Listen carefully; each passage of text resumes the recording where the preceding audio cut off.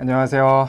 엊그저께 치러졌던 우리 지방직 7급 경제학 해설 진행해 보도록 하겠습니다. 그래서 올해 같은 경우는 국가직 치르고 나서 시간이 얼마 안 있고 한 2주 정도 있다가 바로 지방직을 치르게 됐는데 국가직에 이어서 사실 크게 어렵지 않았던 것 같아요. 어렵지 않은 게 아니고 사실은 좀 쉬웠죠. 그래서 몇몇 문제를 제하고는 굉장히 쉬운 말 문제도 쉬웠고 계산 문제도 쉬웠던 것 같고, 그 다음에 그런 추세가 제가 생각했을 땐 모르겠어요. 우리 한 2년 전쯤에 그 지방직에서 경제학이 지나치게 어려워서 지방직은 선택 과목 중에 하나가 경제학인데 대부분의 학생들이 그때 경제학이 너무 어렵게 출제돼 가지고 다른 선택 과목으로 넘어가는 것으로 알고 있었는데, 그래서 그랬는지 아니면 저래서 그랬는지는 잘 모르겠지만 하여튼 쉽게 출제가 되었고, 함부로 예측하기가 어렵긴 하지만 앞으로 7급 국가직이든 지방직이든 이런 식으로 기본적인 개념 문제가 출제가 되지 않을까라고 조심스럽게 예측이 돼요. 그래서 이 정도 수준이라면 사실 9급 경제학이랑 크게 차이가 안 날 정도로 출제가 되었고, 사실 기본 강의만 열심히 수강해도 한 90점 혹은 80점 정도 획득할 수 있었던 수준의 시험이 아니었나라고 생각이 들어요. 자, 다만 그 두 문제 정도가 좀 헷갈렸을 수 있을 것 같은데, 이제 14번이 헷갈렸을 수가 있을 것 같고 17번도 조금 생소했던 문제죠. 재고 투자랑 관련돼서는 제 생각에는 객관식 통틀어서 처음 출제가 된 것 같은데, 사실 14번 같은 경우는 엄밀하게는 조금 출제가 잘못되긴 한 거예요. 그래서 손실함수를 이렇게 주면 원래는 손실을 극소화하는 최적 정책에 대해서 얘기를 해야 되는데 그런 부분에 대해서 언급하지 않고 좀 더 기초적으로 더 쉽게 내려다 보니까 조금은 오류가 있는 문제인데 모르겠네요. 이런 부분이 이따 설명드릴 것이고, 그 다음에 이제 미시랑 거시랑 출제 비중을 한번 보시면 미시에서 역시 앞부분에서 많이 출제됐고, 우리 20문제 중에서 10문제가 미시에서 10문제가 거시에서 출제가 되었다.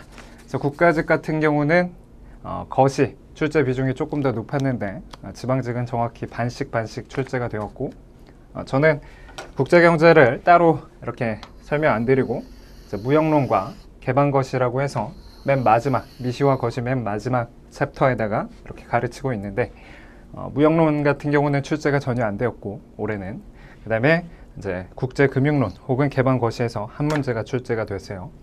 그래서 각각 번호에 대해서 이렇게 표시를 해 두었고, 그다음에 사실 이제 요 소시장은 원래 출제 빈도가 높지 않고 그에 반해서 시장 실패는 그래도 출제 빈도가 높았던 토픽인데 올해는 출제가 잘 안 되고 앞 토픽에서 많이 출제됨을 알 수가 있어요.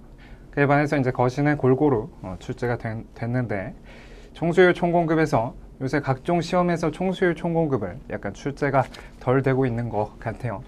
그래서 이런 식으로 이제 출제가 되었다라고 생각하시면 될 것 같아요. 자, 이제 본격적으로 문제를 풀어보도록 합시다. 자, 1번부터 보시면 1번 가장 전형적인 조세 문제가 출제가 되었죠. 그래서 정부가 공급자에게 종량세를 부과할 때 혹은 조세를 부과했을 때 공급자 세금 부담이 큰 경우, 그래서 여러분들 잘 알다시피 공급자 부담이 크기 위해서는 어떻죠? 우리가 배운 바에 따르면 조세의 실질적 귀착은 탄력성에 의해서 결정되고 비탄력적일수록 조세를 많이 떠왔고 탄력적일수록 조세를 덜 부담한다라고 배웠죠. 그래서 공급자 부담이 큰 경우는 공급자가 탄력적이고 상대방인 수요자가 비탄력적일 경우, 그때 공급자 부담이 커진다고 배웠고, 이 정도는 아주 쉽게 답을 1번으로 찾으실 수 있었다. 자, 그 다음에 문제 2번은 사실 문제 2번은 계산 문제 같아 보이는데 겉으론 계산 문제 같지만 제가 생각했을 때는 말 문제에 가까운 거예요. 말 문제. 왜 그런가 보시면 일단 시장 수요가 전형적으로 직선의 수요가 주어져 있고 공급도 직선의 공급 곡선이 주어져 있죠. 우리 수준에서는 직선밖에 거의 출제가 될 수가 없다. 자, 이때 생산자에게 재화 단위당 5의 물품세가 부과된대요. 그래서 이제 공급자 혹은 생산자에게 단위당 5만큼의 종량세가 부과된 거죠.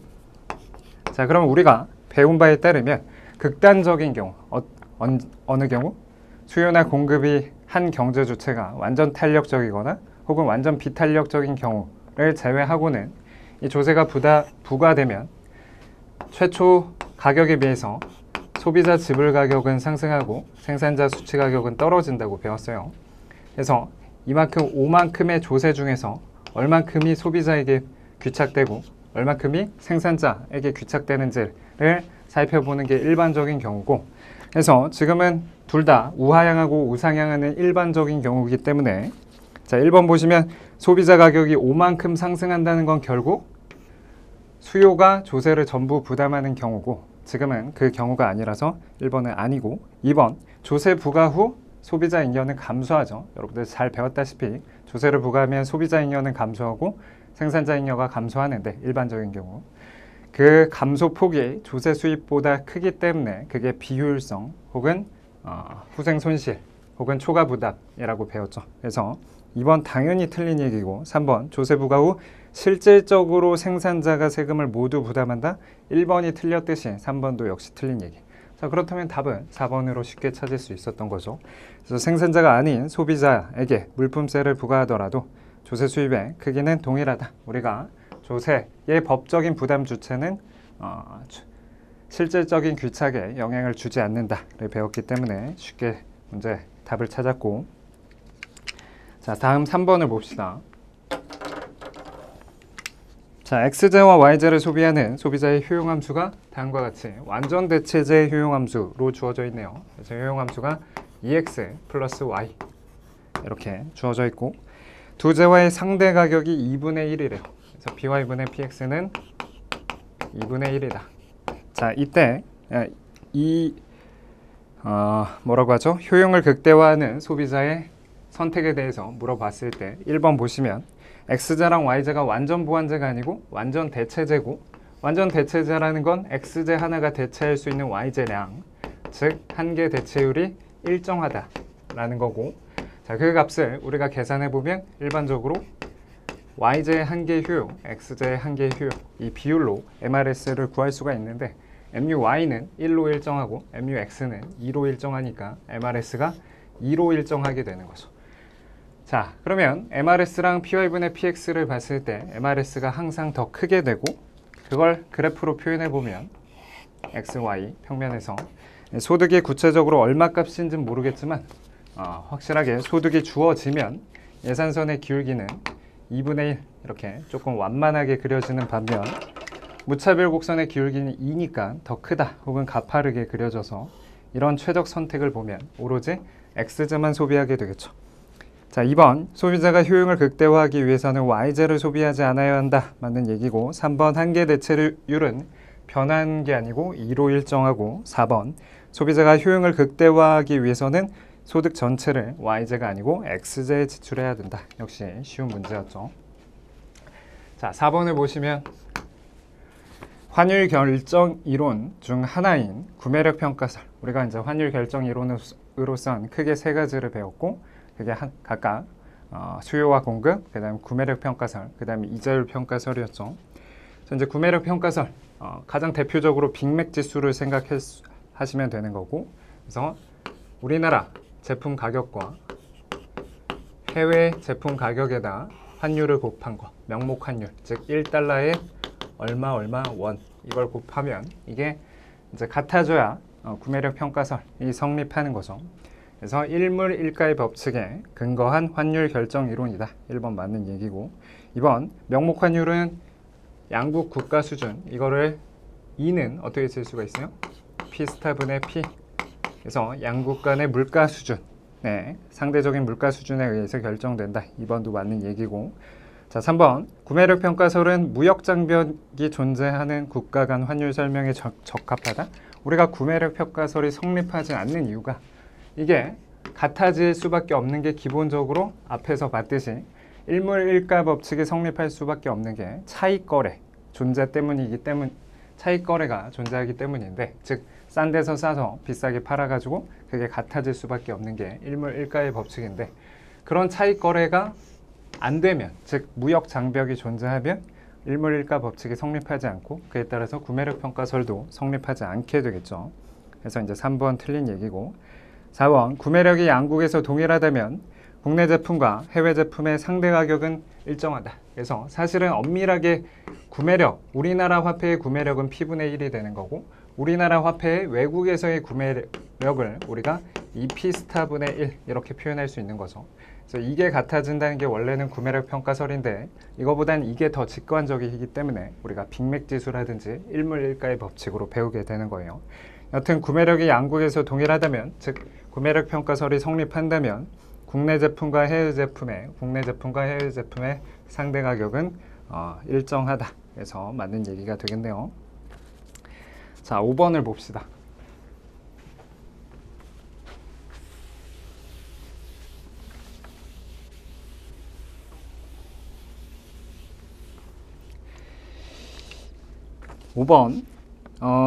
이게 깊이 생각하면 좀 헷갈렸을 수도 있는데, 깊이 생각 없이 그냥 푸는 게 오히려 시간 싸움에서 유리했을 수가 있겠죠. 자, 그래서 전형적인 화폐 승수랑 관련된 그런 문제라고 보실 수 있는데, 요구불 예금에 대한 법정 지급 준비율이 5%다. 우리가 화폐금융론에서 보통 배우는 게 본원 통화라고 해서 현금 통화 더하기 뭐죠? 지급 준비금, 그다음에 통화량 M1이라고도 표현하고, 시중 통화라고 표현하는 게 현금 통화 더하기 요구불 예금, 이렇게 배우시죠. 네, 요구불 예금에 대한 법정 지준율이 5%라는 거예요. 요구불 예금 대비 지급 준비율, 지급 준비금의 비율, 이게 이제 5%라는 거죠. 자, 그 다음에 개인들은 발행한 화폐를 모두 은행에 요구불 예금으로 저축한다. 다시 말해서 이 현금 통화가 없어지는 경우라고 볼 수가 있겠죠. 민간 경제 주체들은 손에 돈을 안 쥐고 있으니까 다 예금으로 넣는 거고, 그럼 이 예금은 지급준비금을 제외하고 대출이 되고, 또 예금 들어오고, 또 지급준비금을 제외하고 대출되고, 이런 게 신용창조 과정이라고 배웠을 거예요. 자, 은행이 법정 지급준비금을 이외에 모든 예금을 대출한다. 다시 말해서 초과 지급준비금은 없는 상태고, 그럼 초과 지급준비율이 원래는 초과 지준율 더하기 법정 지준율인데, 이게 그냥 지금은 초과 지급 준비율이 없으니까 법정 지준율로 생각하면 된다는 거죠. 그래서 법정 지준율 5%만 고려하면 된다. 그러면 이런 간단한 상황에서 여러분들이 배운 거는 승수라고 해서, 승수는 지급 준비율 분의 1 해서 뭐 Z분의 1, 저는 노테이션을 Z로 가르치는데, 그래서 이 경우는 0.05분의 1 해서 승수가 20이 되는 거죠. 즉, 이 승수라는 건 엄밀하게는 본원 통화가 한 단위 증가하면 통화량이 20만큼 증가하기 때문에 통화 승수라고 표현을 하는 건데, 여기서는 이제 10억 원의 현금이 발행됐대요. 그래서 어떤 시점에서 10억 원만큼 현금이 발행된 거죠. 그러면 민간 경제 주체들은 이 돈을 다 예금에 맡길 거예요.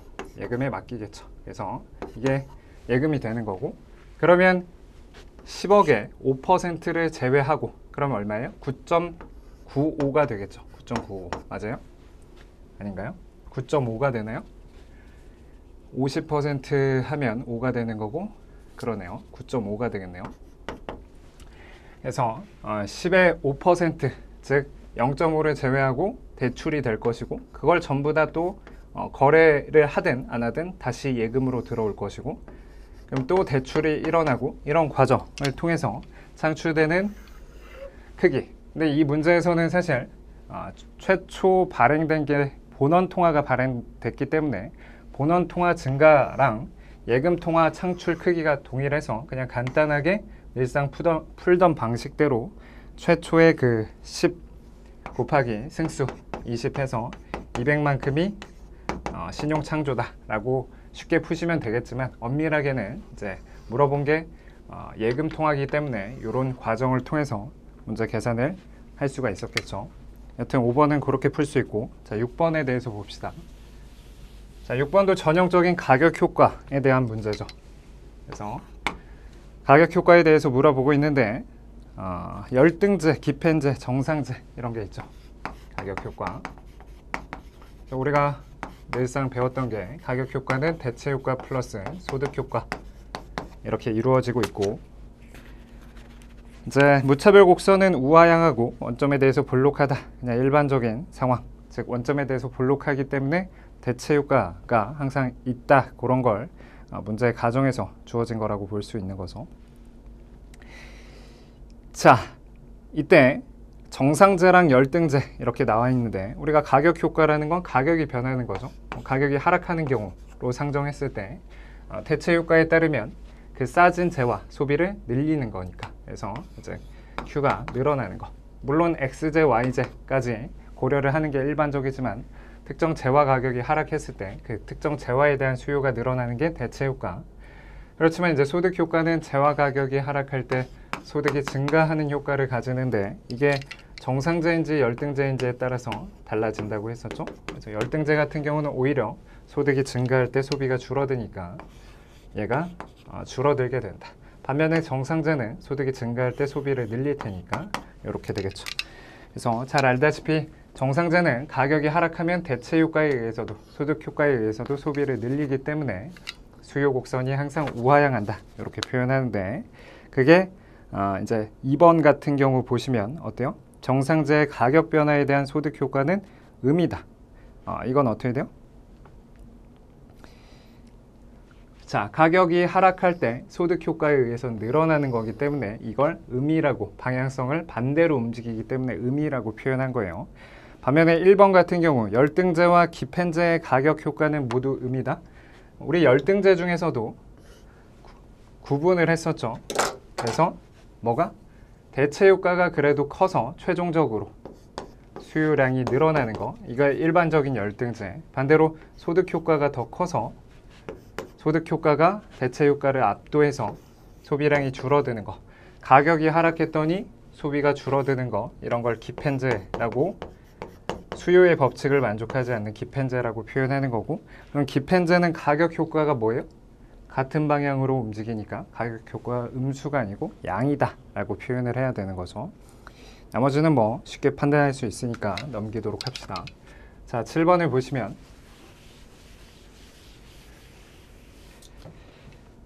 두 재화에 대한 소비자의 선호를 나타내는 무차별 곡선. 7번은 X제의 한계 효용이 Y이고, 그래서 MUX가 Y이고, 그 다음에 MUY가 X다. 자, 이렇게 주어져 있는데 여러분들 사실 어떤 효용함수라는 걸 추론할 수 있어요?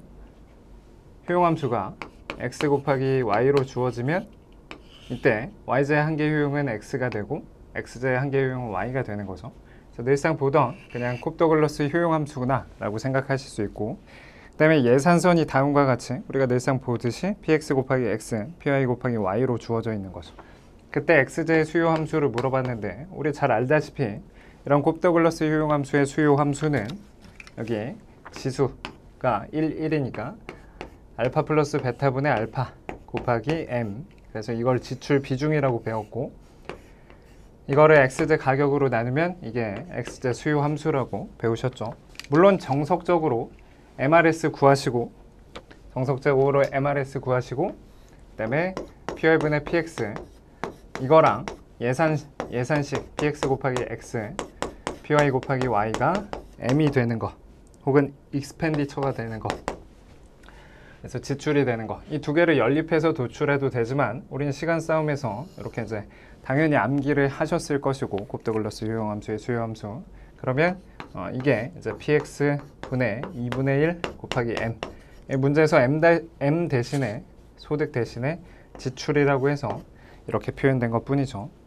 그래서 이렇게 이제 표현됐다, 혹은 문제처럼 2px 분의 2 이렇게 해서 1번을 쉽게 답을 찾을 수 있었던 거고, 자, 그 다음에 8번을 봅시다. 8번이 경우에 따라서 조금 헷갈렸을 수도 있는데 8번이 전형적인 문제긴 한데 약간 응용이 된 포인트가 있어요. 그래서 이제 MV 콜 PY라고 하는, 여러분들 다 아시는 화폐 수량설에 대한 문제가 되는데, 문제에서 갑국의 명목 GDP는 560이래요. 그래서 우리 보통 이 모형에서 이 명목 GDP는 여기까지를 명목 GDP라고 부르죠. 근데 이제 실제 GDP는 140이래요. 그래서 보통은 요게 실제 GDP라고 해서 얘를 140이라고 보통은 불렀어요. 여기서는 요구불 예금이 200이고 현금 통화 비율이 0.4래요. 그래서 역시 8번에 또 추가적인 이 응용 포인트는 M을 직접적으로 기존에서는 M을 직접적으로 준 반면 여기서는 직접적으로 주지 않고 요구불 예금과 현금 통화 비율을 준 거죠. 그래서 그러면 앞서 아까 승수 풀었던 것처럼 M은 C 플러스 D가 되는 건데 여기서 현금 통화 비율이라고 해서 가로 쳐놓고 뭐라고 표현했어요? 요구불 예금 대비 현금 비중, 이거를 지금 현금 통화 비율이라고 정의를 했어요. 그러면 현금 통화 비율이 요 값이 0.4래요. 그리고 문제에서 지금 D가 요구불 예금이 200이라고 주어져 있죠. 그러면 D분의 C가 0.4니까 200 곱하기 0.4 하면 얼마죠? 80. 그래서 이 경제는 지금 현금 통화는 80, 요구불 예금은 200이라서 전체 시중 통화는 얼마가 된다? 280이 된다는 걸 여기서 추론을 했었어야 되는 거고, 이게 이제 좀 응용 포인트였죠. 자, 이때 물가 수준과 화폐 유통 속도를 물어보고 있는데 일단 여기가 560이라는 건 아니까 화폐 유통 속도는 쉽게 얼마라는 걸 찾을 수 있어요. 280 곱하기 화폐 유통 속도가 560이 돼야 되니까 화폐 유통 속도는 2라는 건 쉽게 찾을 수 있어요. 2번 아니면 4번으로 답을 고르실 수 있고, 그 다음에 여기서 이제 물가 수준을 보면 선생님 그러면 물가 수준은 4인데요. 4. 여기서 4로 해야 되는데, 그러면 대충 찍어도 4번을 답으로 찾을 수가 있겠죠. 다만 여기서는 이제 실제 GDP를 명목 GDP를 거기에 나와 있는 것처럼 우리 거시경제학의 1장에서 명목 GDP 나누기 실제 GDP, 이걸 GDP 디플레이터라고 하고 100을 곱한 값을 물가 수준이라고 정의를 한 거죠. 그러면 이제 명목 GDP가 지금 560이었고 실제 GDP가 140이었으니까 물가 지수는 400으로 계산을 할 수가 있을 것 같아요. 오케이. 자, 그 다음에 9번 보도록 합시다.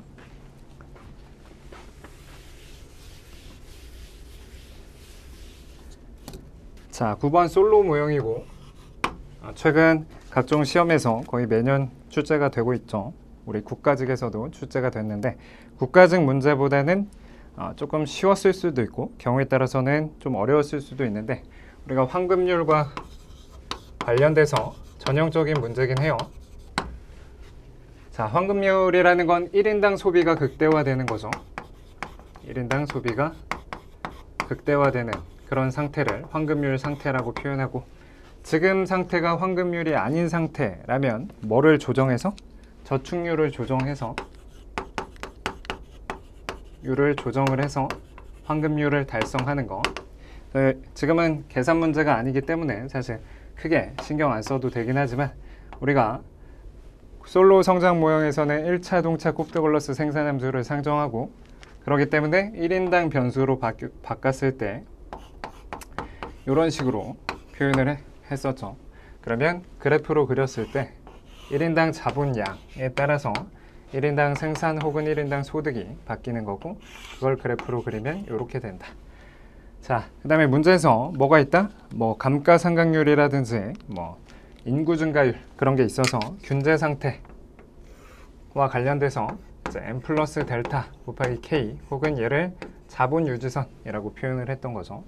그러면 지금은 사실 1인당 소비가 극대화가 되는 거는 여러분들 배웠다시피 이 접선의 기울기 MPK랑 이 M 플러스 델타가 같아지는 요런 게 요 상태가 1인당 소비가 극대화되는 상태 혹은 황금률이 되는 거고, 거기에 대응되는 저축률을 황금률을 달성할 수 있는 저축률이라고 해서 이제 골든룰 세이빙 레이시라고 표현할 수가 있는 거죠. 근데 지금은 뭐라고 했냐면 황금률 상태보다 적은 자본을 갖고 있다는 거예요. 그럼 적은 자본을 갖고 있다는 게 자본을 늘리기 위해서 1인당 자본을 늘리기 위해서는 저축을 더 해야 되는 거고, 즉 저축률을 높이는 거고, 그러면 더 많은 투자가 일어나서 1인당 자본이 늘어날 것이고, 그러면 1인당 소득이 증가할 텐데, 지금 같은 경우는 황금률보다 과소저축하고 있는 경우죠. 과소저축. 그래서 S 곱하기 Y는 이런 상황이다. 그래서 사실 환급률과 관련돼서 과소저축됐을 때 환급률로 나아가는 전이 경로를 물어보는 문제도 있고, 또 지나치게 많이 저축했을 때, 과다저축했을 때 환급률로 나아가는 전이 경로를 물어보는 문제가 있는데, 여기서는 이제 과소저축하는 경우고, 이 과소저축 시 저축률을 높임으로 인해서 이제 1인당 소비가 극대화된 1인당 소비를 극대화시키는 그 전이 경로에 대해서 물어봐요. 자, 그러면 최초 균제 상태는 어떻게 돼요? S 곱하기 Y랑 M 플러스 델타 곱하기 K가 같아지는 여기가 최초 균제 상태예요. 그래서 1인당 자본량은 K0, 그 다음에 1인당 소득은 Y0, 그 다음에 1인당 소비가 얼마큼이죠? 이 소득 중에서 이만큼을 저축하고 있으니까 이만큼을 소비하는 거죠. 그래서 요 크기만큼, 그래서 이만큼을 1인당 소비에 쓰고 있는 거고, 요만큼을 1인당 저축을 하고 있는 거죠. 그러면 이때 저축률을 높이면 즉각적으로는 물론 점점점 이 자본량이 증가하는 게 점점점 이 K0에서 환급률 상태로 나아갈 것이고, 그러면 1인당 자본이 늘어나겠지만 순간적으로 저축률을 높이면, 여러분들 소득이 고정된 상황에서 저축을 더 많이 하면 소비가 줄어들겠죠. 그걸 여기다가 표시를 해보면 최초 이 정도 소비하고 있다가 저축을 더 많이 하면 소비가 줄어드는 거죠. 그래서 저축률을 높이면 이만큼 소비가 줄어들어요. 흰색 화살표 크기에서 빨간색 화살표 크기로 줄었다가 최종적으로는 요 크기인데, 요 크기는 당연히 요 흰색 크기보다 커야겠죠. 그게 환급률의 정이니까. 그래서 최초로는 소비가 즉각적으로는 감소하지만 점진적으로 균제 상태보다, 최초 균제 상태보다 더 많은 혹은 더 증가한 수준으로 수렴하게 된다. 2번이 맞는 얘기가 되겠네요. 자, 10번 봅시다. 자, 인플레이션에 대한 비용. 이것도 역시 전형적인 그냥 기초적인 문제고, 현금 보유를 줄이는데, 즉 인플레이션이 높아지면 우리가 명목 화폐를 들고 있을 때, 인플레이션이라는 건 물가가 상승하는 거고 화폐 가치가 떨어지는 거니까 명목 화폐를 들고 있을 때 혹은 화폐 보유의 기회비용이 증가하게 되는 거고, 그래서 화폐 보유를 줄이기 위해서 뭐를? 은행을 자주 방문한다. 그러다 보면 구두가 닳고, 그래서 구두창 비용이 발생한다. 그래서 이제 인플레이션에 대한 비용을 사실은 크게는 두 가지로 나누잖아요. 예측 못한 인플레이션의 비용과 예측된 인플레이션의 비용인데, 지금처럼 구두창 비용은 예측이 됐더라도 발생할 수 있는 비용이라고 해서 기억은 맞는 얘기가 되는 거고, 자, 니은은 어때요? 예상치 못한 인플레이션은 누가 유리해진다? 채무자가 유리해진다. 왜?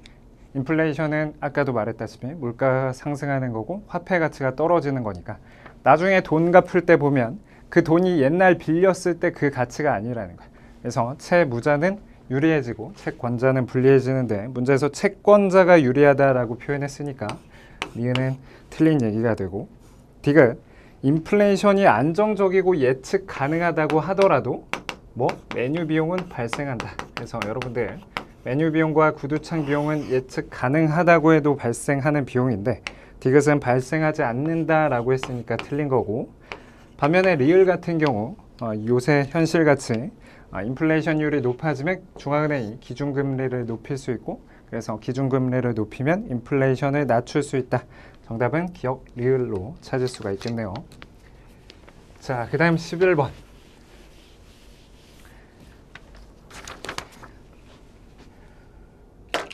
자, 이제 시장 구조에 따라서 생산량에 대해서 물어보는 거죠. 그래서 항상 우리 기준점이 되는 완전 경쟁 시장 생산량, 그리고 독점 생산량, 그 다음에 과점 중에서 많이 출제하는 게 꾸르노 균형에서의 생산량을 물어보는데, 여러분들 이 정도는 외워두면 나쁘지 않다고 해서 직선의 수요 이렇게 주어져 있고 비용 구조가 한계 비용이 C로 일정한 이런 상황이라면 완전 경쟁 시장 생산량은 어떻게 된다? A-C가 완전 경쟁 생산량, 그 다음에 2B분의 A-C가 독점 생산량, 그 다음에 꾸르노 각 기업은 3B분의 A-C를 생산하기 때문에 이런 기업이 두 개가 존재해서 시장 생산량은 3B분의 2 A-C가 생산된다 라고 외워두시면 좋다고 말씀드렸었죠. 근데 당연히 여기서는 문제가 더 간단하게 이 기울기가 없는 상황이고, 즉 B값이 1인 상황이죠. 그래서 문제에서 구조는 P는 30-Q 혹은 Q는 30-P로 주어진 거고, 그럼 완전 경쟁 생산량은 30-1개 비용인데 문제에서 1개 비용은 0으로 동일하다라고 했었어요. 그러면 완전 경쟁 생산량은 30, 독점 생산량은 거기에 절반, 그 다음에 꾸르노 각 기업의 생산량은 10개씩이니까 두 기업이 합쳐서 20개를 생산하는 거겠죠. 그래서 정답을 4번으로 쉽게 찾을 수 있다. 자, 물론 이거 이제 정석대로 풀어도 돼요. 이제 완전 경쟁 시장 생산량을 찾기 위해서 이 P와 MC가 같아지는 그 생산량, 그래서 요걸 풀어내는 거, 즉 얘랑 0이랑 같아지는 그 Q를 찾는 값, 그 다음에 독점 생산량, 과점 생산량, 물론 정석대로 풀어도 되지만 정석대로 풀면 최소한, 특히나 꾸르노 생산량 같은 경우는 최소한 한 3분 정도는 걸릴 거예요. 그래서 이런 거는 적절한 건 암기가 필요하다고 생각이 들어요. 자, 12번 보셔도 12번도 전형적인 문제죠. 자, 다음 소비자의 무차별 곡선을 나타낸 그래프입니다. 그리고 이제 효용 수준은 U1이 가장 작고 U3가 가장 크다. 그래서 우리가 늘상 보듯이 한 재화가 비재화인 경우 그래프가 그려지는 거고, 지금 문제를 보면 U3가 가장 효용이 높고 U1이 효용이 가장 낮으니까 이쪽으로 갈수록 효용이 커지는구나. 느낌상 딱 보더라도 X제는 많을수록 Y제는 적을수록 효용이 커지는 거니까 X제는 일반적인 재화, Y제는 비재화가 되는 거고, 그래서 1번 Y제는 비재화이다. 우리가 비재화라는 걸 어떻게 표현해요? 소비량이 늘면 효용이 감소하기 때문에 이 값이 한계 효용이 음이다 라고 표현을 하는 거죠. 그래서 한계 효용이 음의 값을 갖게 되고, 그래서 사실은 무차별 곡선이 우상향하게 그려지게 되는 거죠.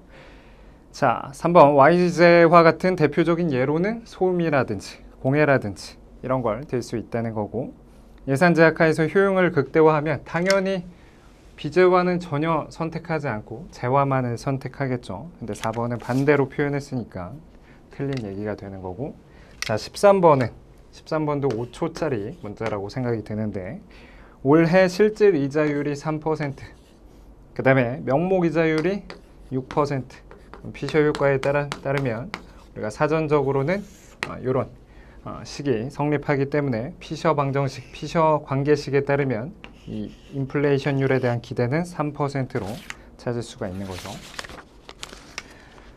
자, 다음 14번 봅시다.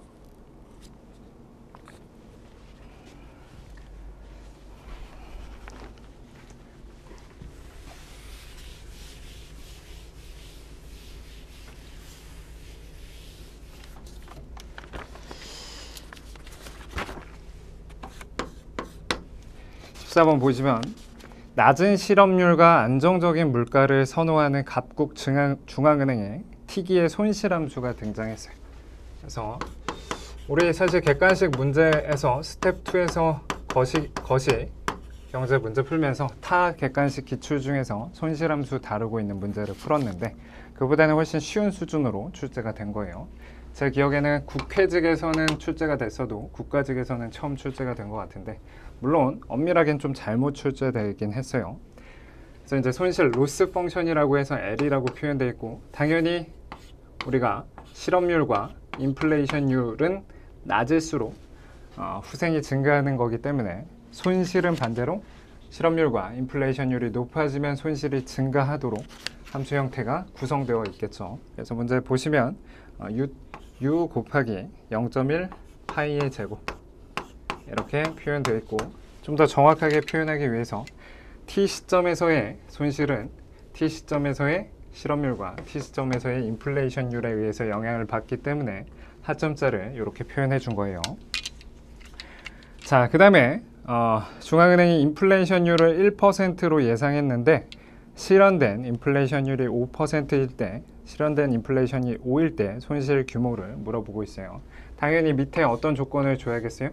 필립스 곡선, 우리가 실업률과 인플레이션율 간의 관계를 단기적으로 나타낼 수 있는 필립스 곡선을 주는 거죠. 그래서 파이 t는 파이 t expectation 마이너스 4 u 빼기 un, 우리가 보통은 이렇게 표현했었죠. 시점이 빠져서 파이는 파이 expectation u 빼기 un, 이런 걸 이제 단기 필립스 곡선, 인플레이션율에 대한 기대가 고정되어 있을 때 단기 필립스 곡선이라고 표현했는데 이제 하첨자만 들어간 거죠. 대신 여기 이제 자연 실업률을 이런 노테이션 대신에 숫자로 준 거죠. 그래서 숫자 4로 주어져 있다. 그래서 그래프를 그려보시면 사실 그래프 없이 풀 수는 있는 건데 U파이 평면에서 인플레이션율에 대한 기대가 얼마로 주어지면, 그러면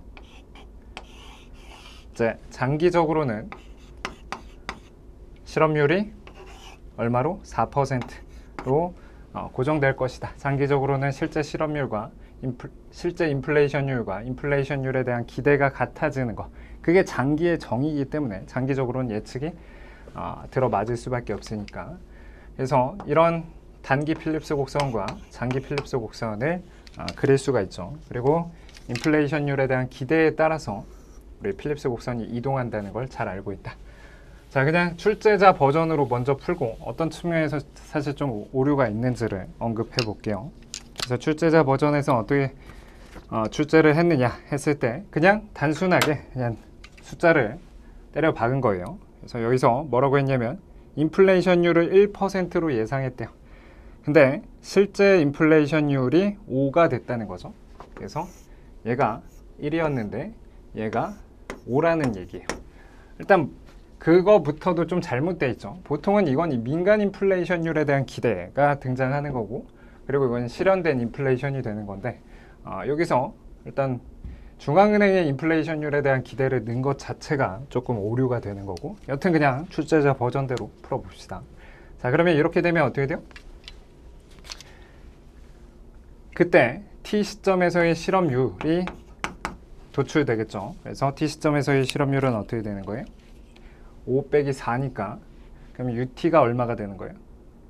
계산 여러분들 직접 해보시면 될 거예요. ut가 3이 되겠죠. 그래야 요 식이 성립하는 거고, 그러면 손실함수에다가 ut 요 3을 집어넣고 그 다음에 여기 실현된 인플레이션율 5를 집어넣으면, 그러면 3 더하기 0.1에 5의 제곱 해서 이게 25니까 2.5 더하기 3에서 5.5 해서 정답을 3번으로 출제를 했어요.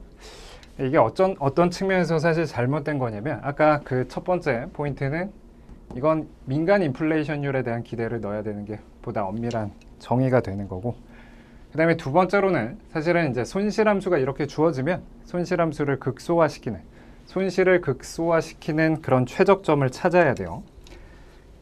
그래서 그런 점을 찾으면 사실 등손실 곡선을 여기다 그릴 수가 있고, 우리 방금 전에 문제 몇 번에서 12번에서 푼 거랑 유사하게 여기서는 이제 실업률도 적을수록 인플레이션율도 적을수록 효용이 커지는 거죠. 손실이 작아지는 게 더 좋은 거니까. 그래서 이런 측면에서 등손실 곡선을 그릴 수가 있고, 이 등손실 곡선과 이 필립스 곡선, 등손실 곡선과 단기 필립스 곡선이 접하는 점이 민간의 인플레이션율에 대한 기대가 주어져 있을 때 중앙은행이 손실을 극소화시키는 그런 점으로 찾을 수가 있어요.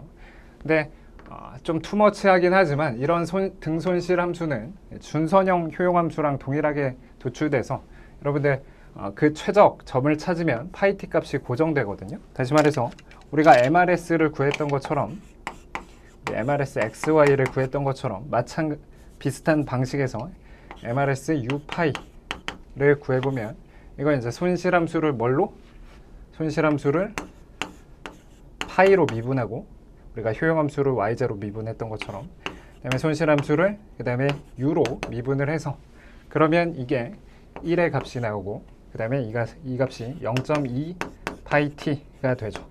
그래서 우리 준선형 효용함수 스텝 2 때 조금 어렵다 싶어서 어려운 내용이라고 하면서 최근 타 시험에서는 준선형 효용함수가 좀 등장한다 라면서 언급드렸던 부분이 여기서도 등장하게 되는 건데, 그러면 이 등손실 곡선과 필립스 곡선의 기울기, 여기서는 4죠.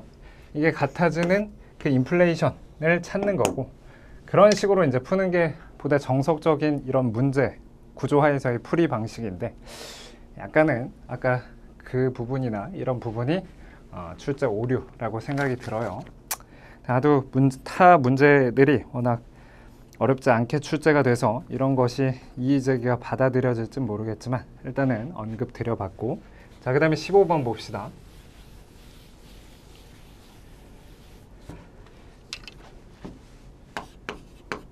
자, 15번은 역시 전형적인 3급 가격 차별과 관련된 문제죠.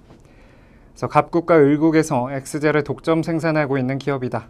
그래서 엑스제에 대한 수요의 가격 탄력성이 갑국에서는 2가 되는 거고 을국에서는 3이 된다.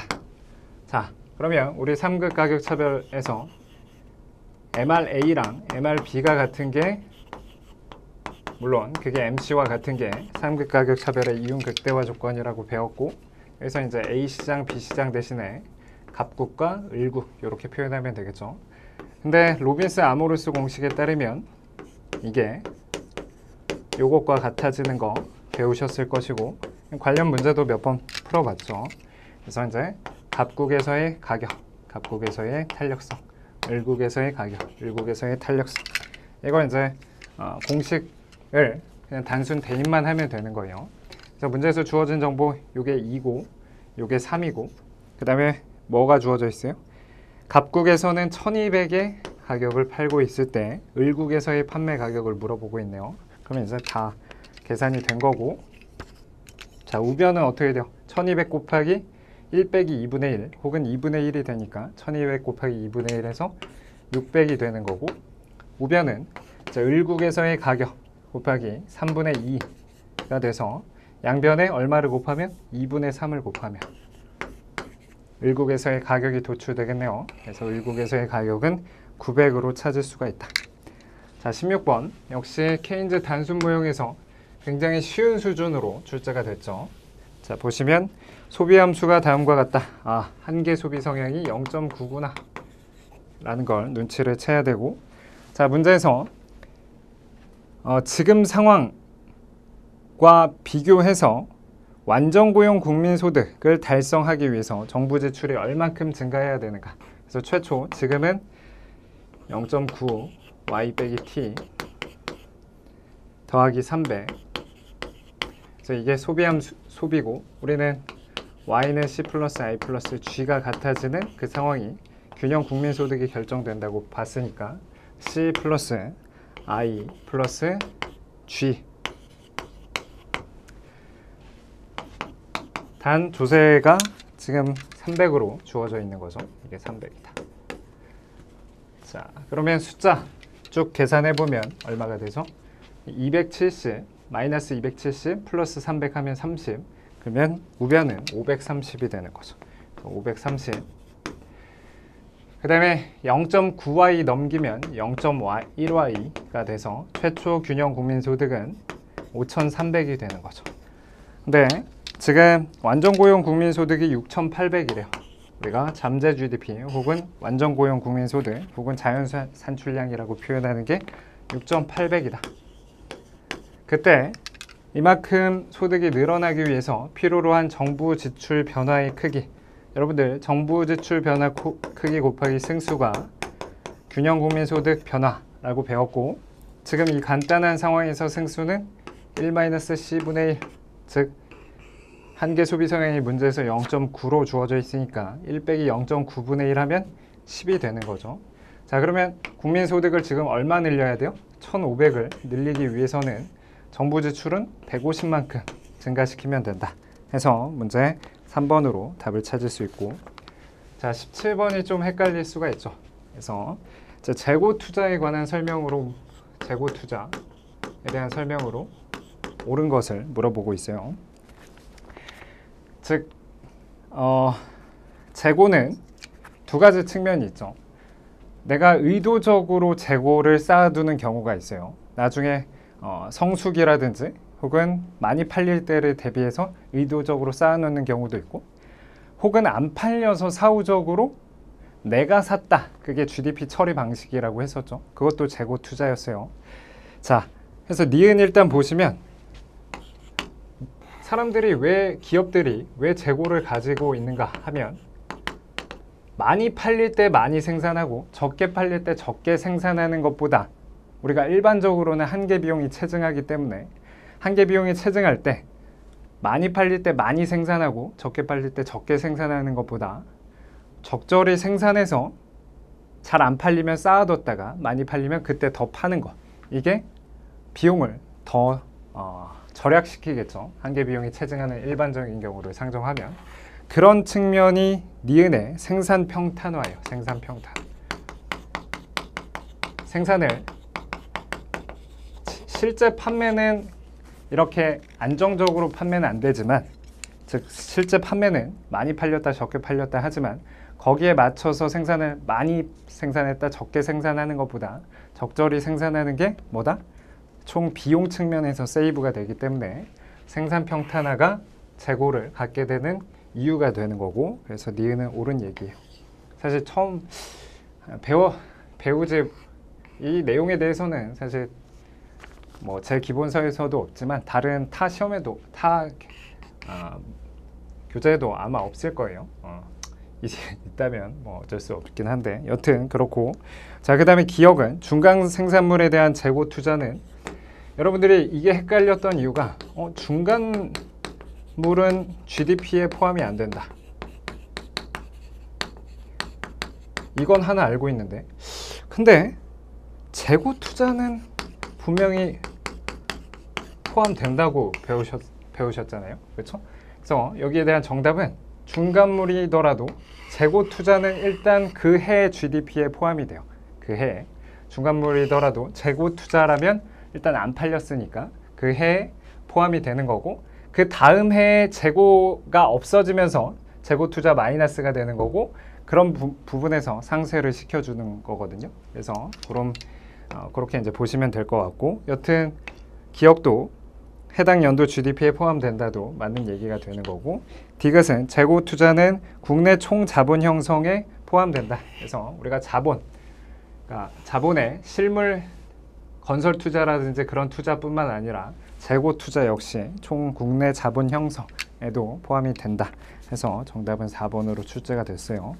사실 17번은 학습으로 좀 약간 등급으로 출제가 된 문제라고 볼 수 있고, 자, 18번은 우리 국가직에서도 출제가 됐고, 기본적으로 빈출 주제라고 볼 수 있죠. 그래서 IS, LM 모형에서 IS 곡선과 LM 곡선에 대한 설명으로 옳지 않은 것은 일반적인 상황, IS는 우하향, LM은 우상향이다. 자, IS 곡선 기울기는 한계 소비 성향이 클수록 완만하다. 여러분들 배웠다시피 사실 IS 곡선이라는 건 왜 우하향하느냐 했을 때, 이자율이 떨어지면 투자가 증가하고 승수 효과에 의해서 국민 소득이 증가하기 때문에 이게 더 완만해질 효과는 이자율이 떨어졌을 때 투자가 민감하게 반응하는 것. 그래서 투자의 이자율 탄력성이 클수록, 그 다음에 승수가 클수록 완만하다라고 배우셨어요. 자, 보시면 어때요? 한계 소비 성향이 크면 뭐가 커요? 승수가 크다고 봤었죠. 그 기본이죠. 한계 소비 성향이 크면 승수가 크고, 그럼 완만하다. 1번 옳은 얘기고. 자, 2번 IS 곡선의 기울기는 폐쇄 경제보다 개방 경제에서 더 가파르다. 우리가 보통 폐쇄 경제에 비해서 개방 경제를 상정하면, 아주 간단한 모형에서 개방 경제를 상정하면 수입이라는 게 이런 식으로 소득이 증가할 때 수입이 늘어나는 경향이 있고, 그러면 y는 c 플러스 i 플러스 g 플러스 x 마이너스 m인데, 소득이 증가할 때 수입이 증가하는 건 이걸 승수를 약화시키는 효과라고 했었죠. 그도 그럴 것이 수입은 누출이라고 배웠을 테니까 그래서 가장 일반화된 버전에서의 승수는 이런 식으로 쓸 수가 있었고, 이런 식으로 쓸 수가 있었고, 여튼 개방 경제를 고려하면 수입이 포함되기 때문에 승수를 작게 만들고, 승수를 작게 만들면 가파르게 만드는 거죠. 그래서 폐쇄 경제보다 개방 경제에서 가파르다 옳은 얘기고, 투기적 화폐 수요를 중시하는 케인즈 학파는 LM 곡선이 완만하다. 여러분들이 이거 암기법을 제가 설명드리면서 LM 곡선은 우상향하는데 이 화폐 수요가 이자율에 대해서, 여기서 명목 이자율과 실질 이자율이 보통은 구분은 없이 출제가 된다고 했었죠. 그래서 화폐 수요의 이자율 탄력성이 크면 얘가 밀면 밀리기 때문에 완만하게 그려진다고 했었죠. 그래서 가장 극단적으로 케인즈는 화폐 수요가 이자율 탄력성이 무한대가 되는, 즉 유동성 함정을 얘기한 거고, 일반적으로 케인즈 학파들은 이제 화폐 수요가 이자율에 대해서 탄력적이다. 왜? 화폐를 금융자산의 하나로 인식했기 때문에.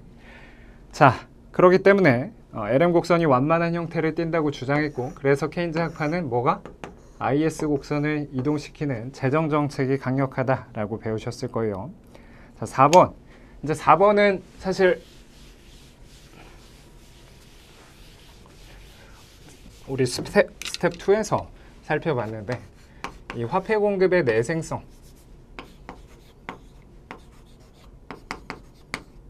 물론 4번을 몰랐더라도 1, 2, 3번이 정확하게 맞았으니까 4번을 답으로 찾는 데는 무리가 없었겠죠. 자, 그러면 이제 화폐 공급의 내생성이라는 게 뭐냐? 화폐 공급은 우리가 봤듯이 통화 승수 곱하기 본원 통화인데, 자, 이자율, 명목 이자율이 높아지면 화폐 보유의 기회 비용이 증가하기 때문에 현금 보유 성향도 줄고 시중은행의 초과 지급 준비율도 낮아져서 통화 승수가 증가하고, 뿐만 아니라 본원 통화도 증가할 가능성이 있다고 했었어요. 그래서 이자율이 증가할 때 일반적인 내생성이 없는 화폐 공급, 이 상황과 그에 반해서 지금처럼 이자율이 상승했을 때 본원 통화가 증가하면 화폐 공급이 이렇게 바뀌게 되겠죠. 그러면 우리가 LM 곡선을 생각해 보면, LM이라는 건 화폐 소득이 Y0일 때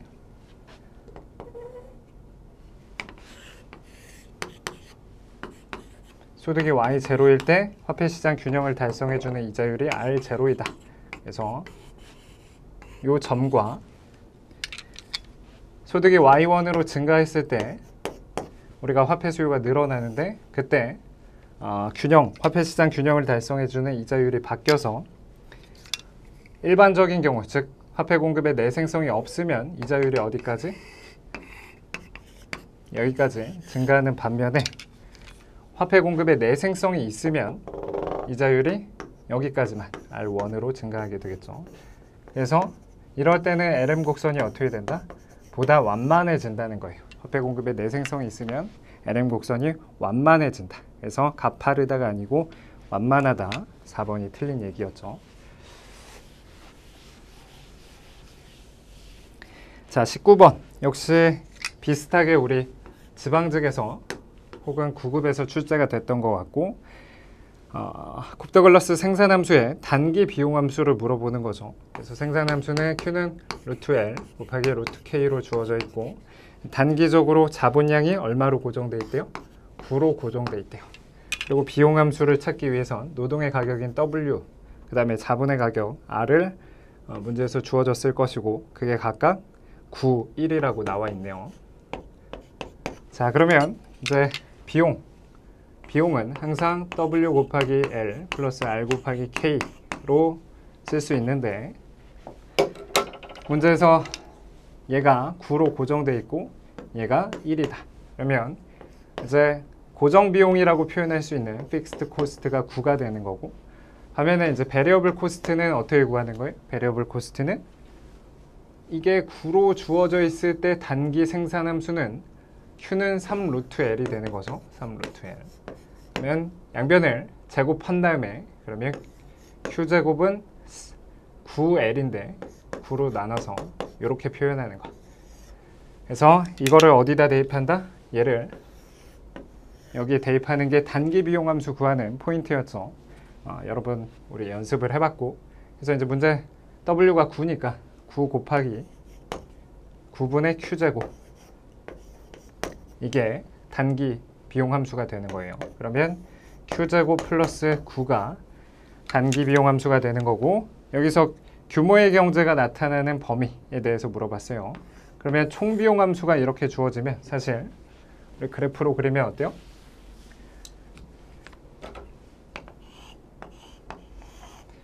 Q에 따라서 지금 총 비용 함수가 9, 그다음에 Q제곱 플러스 9, 이게 토탈 코스트가 되는 거고, 이 밑에다가 뭘 그릴 수 있어요? 에버리지 코스트, 뭐 마지널 코스트, 에버리지 베리어블 코스트 그릴 수 있는 거죠.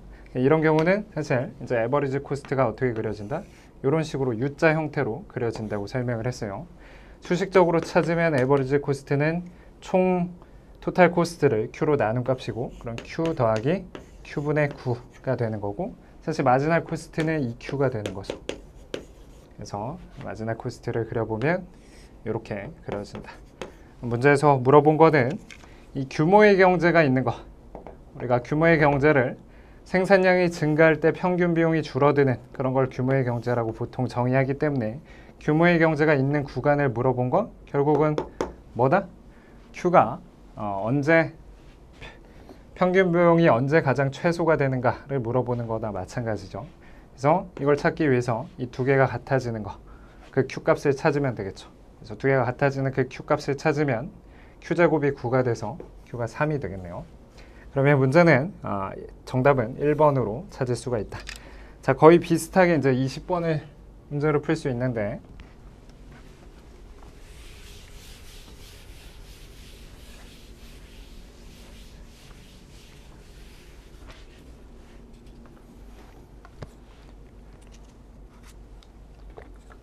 자, 20번은 완전 경쟁 시장에서 출제가 됐죠. 정확히 전형적이라고 표현하긴 힘들 것 같아요. 왜, 어떤 측면에서 좀 응용됐냐면, 물론 문제는 전형적으로 답을 찾을 수 있었는데 1번이라든지 보기 1번이라든지 혹은 보기 2번 같은 경우는 약간은 전형적인 내용은 아니었어요. 왜냐하면 단기적으로 기업이 고정돼 있을 때 균형에 대해서 물어본 거니까, 물론 당연히 응용하시면 충분히 풀 수 있었던 문제고, 답도 역시 답은 전형적으로 찾을 수 있었는데 1, 2번이 조금은 생소했을 수도 있죠. 여튼 지금 개별 기업의 비용 구조가 이렇게 주어져 있어요. 총 비용이 19번에서 풀었던 거랑 비슷하게 2차 함수 형태로 주어져 있죠. 그래서 4분의 1 Q제곱이다. 자, X자를 생산하는 50개 기업이 모두 동일한 비용 함수를 갖는데요. 지금 시장에 기업이 몇 개가 있다? 50개가 있다는 거예요. 그러면 우리 항상 완전 경쟁 풀 때 개별 기업 측면과 시장 측면을 구분해서 풀었고, 이 개별 기업 측면에서 한 개 비용을 구하면 얼마죠? 마지널 코스트는 Q로 미분해서 2분의 1 Q가 된다. 그래서 이게 마지널 코스트. 사실 여기 에버리지 베리어블 코스트를 구하면 어떻게 돼요? 에버리지 베리어블 코스트는 얘가 베리어블 코스트, 얘가 픽스드 코스트니까 베리어블 코스트를 Q로 나눈 4분의 1 Q다. 그래서 제가 총 비용이 2차 함수인 경우는 이런 식으로 그려진다고 설명을 했어요. 마지널 코스트, 에버리지 베리어블 코스트, 그 다음에 에버리지 코스트, 이렇게 그려진다. 총 비용이 3차 함수일 때는 우리가 보듯이 에버리지 코스트, 에버리지 베리어블 코스트, 마지널 코스트 이렇게 그려지지만, 총 비용 함수가 2차 함수일 땐 이렇게 그려진다고 설명했었죠. 자, 그러면 이제 단기적으로 봤을 때 지금 시장 수요가 어떻게 주어져 있냐면, 시장 수요는 1800 마이너스 20P래요. 혹은 P에 대해서 정리하면 어떻게 되죠? 90 빼기 20분의 1 Q, 이런 식으로 쓸 수가 있겠죠. 그래서 정확히 어떤 쯤인지는 모르지만 여튼 수요가 이렇게 주어져 있고, 단기적으로는 단기적으로는 지금 개별 기업들이 50개 기업이 있으니까 이 마지널 코스트가 개별 기업의 공급 곡선이라고 볼 수 있죠.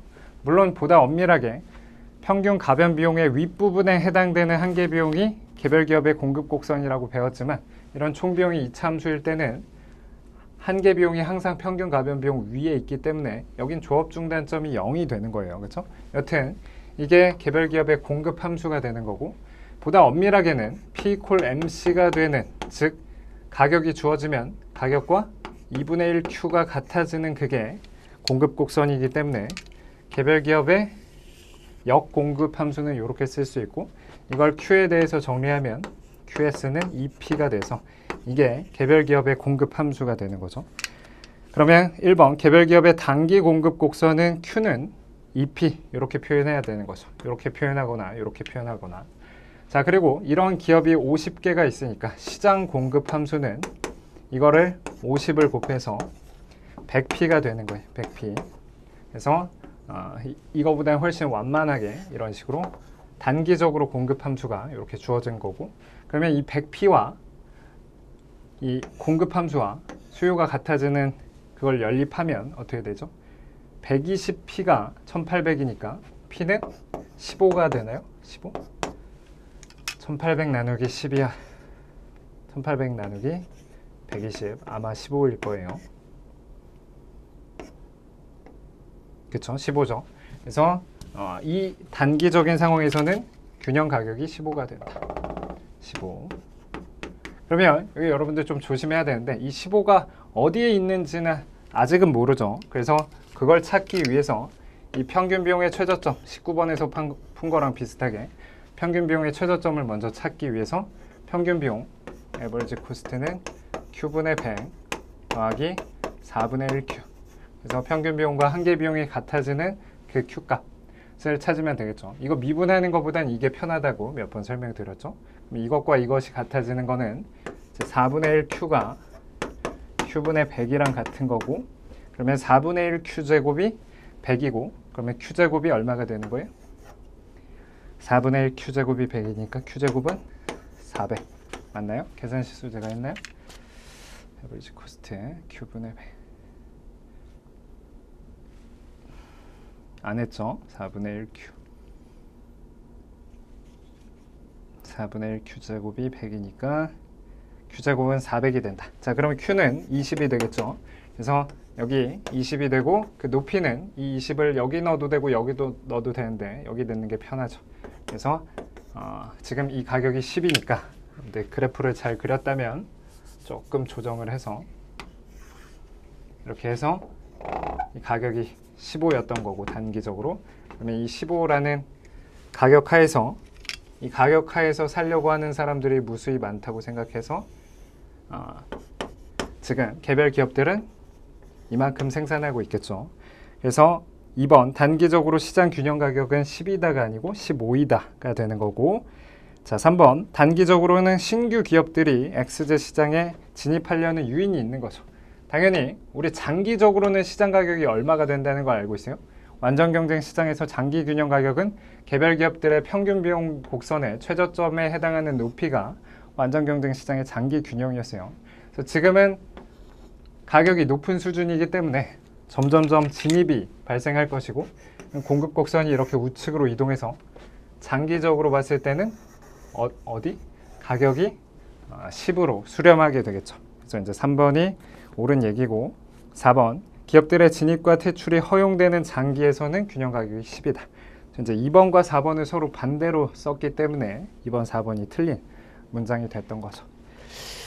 자, 이렇게 해서 20문제 모두 풀어봤는데 모르겠어요.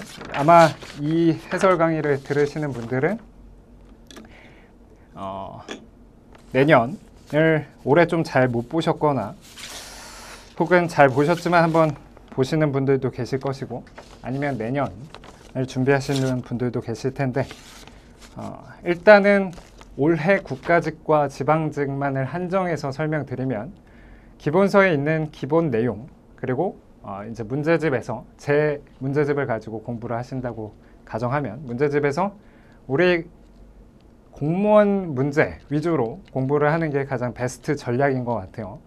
제가 좀 잘못 생각했던 것 중에 하나가 피셋이 도입되면서 우리 7급 경작 시험이 어려워질 거라고 생각해서 각종 객관식 기출 문제들을 다 때려박아서 문제집을 만들었는데 오히려 예전보다 좀 쉬워지는 경향이 있는 것 같은데 모르겠어요. 이게 계속 될지 아니면 내년은 다시 폭탄으로 떨어질지 모르겠지만 일단 가장 중요한 건 기본을 튼튼히 하시고 그다음에 이제 여력이 되시면 타 그 과목들은 조금 어렵게 출제된다고 하니까 타 과목들도 열심히 하시고 경작은 기본을 튼튼히 하되 그럼에도 이제 다 실력이 쌓이다 보면 그 다음에 이제 경작을 타 시험 기출 문제들도 푸는 이런 식으로 넓혀가는 게 가장 베스트 전략이 아닐까 싶습니다. 일단 올해 수고 많으셨고 좀 이제 좋은 결과를 얻으셨다면 면접 준비까지 잘 하시고 그렇지 않다면 조금 쉬는 시간을 가지신 다음에 다시 정진하시면 좋은 결과가 있을 거라고 생각이 듭니다. 수고하셨습니다.